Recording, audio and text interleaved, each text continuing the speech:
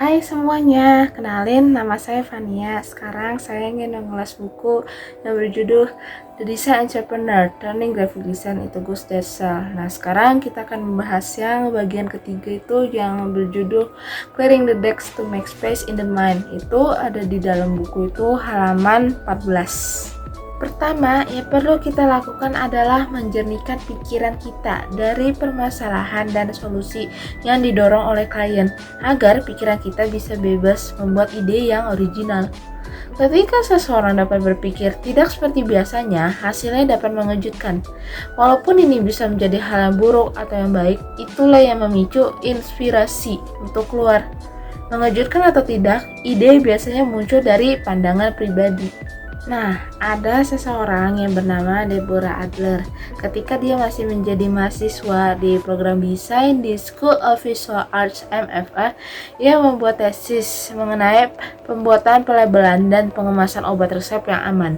Nah, hal itu berasal dari pengalaman buruk ketika neneknya itu terancam nyawanya karena menggunakan obat yang salah. Walaupun dia sudah lama merasa kalau wadah obat itu ambigu, pengalaman pribadi itulah yang memicu tindakan. Banyak murid dan profesional memiliki reaksi yang sama ketika mengalami pengalaman pribadi, yang akhirnya mendorong mereka untuk memperbaiki masalah yang dihadapi itu. Nah, dorongan itu dapat berasal dari sesuatu yang sudah dimiliki di dalam bawah sadar yang bisa muncul tiba-tiba menjadi inspirasi. Atau itu juga bisa aja udah ada di waktu lama, tapi dia nunggu waktu yang tepat untuk muncul. Nah, seorang pencipta biasanya menciptakan karena keinginan kuat untuk membuat sesuatu yang akan mengubah hidup dengan cara-cara tertentu. Apapun alasannya, kita manusia selalu memikirkan ide, dan langkah penting pertama bagi seorang pengusaha desain adalah mengambil beberapa ide itu dan mengembangkannya ke level yang lebih tinggi. Nah, langkah selanjutnya adalah mengedit.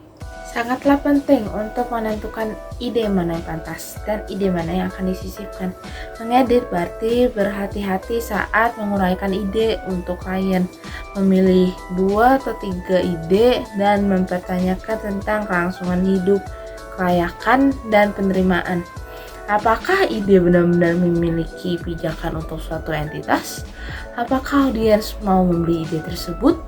Apa itu mungkin untuk prosesnya secara efisien dan efektif? Apakah ide itu berharga bagi orang lain? Jika jawabannya adalah ya, meskipun itu bukanlah kepastian, tapi ide itu masuk akal.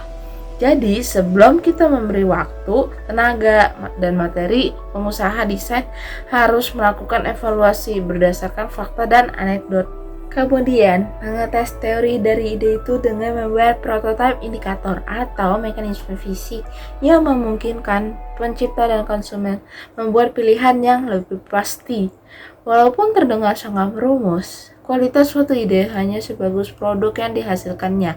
Contohnya, Rube Goldberg, seorang kartunis legendaris Amerika yang menggambar konsep mesin yang gila, yang menyenangkan untuk kita lihat, tetapi tidak mungkin untuk diproduksi secara massal sebagai produk yang layak. Walaupun ide besar bisa menjadi kompleks, hal yang paling efektif dalam bentuk produk adalah menguranginya menjadi bentuk komparatif sederhana. Mesin terbang yang pada zamannya terlihat mustahil di zaman itu terbukti berhasil. Hal ini mengajarkan pengusaha desain untuk tetap menggunakan teknologi yang ada walaupun idenya visioner. Triknya adalah untuk memiliki kesadaran yang tajam tentang ide apa yang benar-benar bisa membuahkan hasil.